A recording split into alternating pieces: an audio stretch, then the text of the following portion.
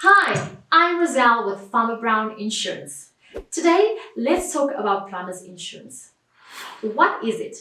Why do you need it? And what are the essential coverages you need and the approximate cost of it? Plumbers Insurance is a specific type of liability insurance that protects your business from unexpected events that might cause damage to third parties. It's always a good idea to get this type of insurance policy, especially when you're self-employed or own a business, because you don't want to lose your savings paying out of pocket in the case of an accident, when it's so easy to get insurance and the price is a no-brainer. Plumbers Insurance offers general liability coverage, the most essential type of insurance every business owner must get. Let's say a pipe bursts during or even after you're done with your work and completely ruins your client's property.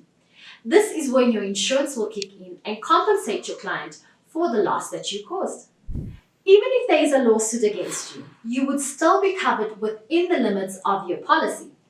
The standard limits of a policy are 1 million per occurrence with a 2 million aggregate, which basically means the maximum amount of money that your policy will pay out within a 12-month period, and 1 million for products completed.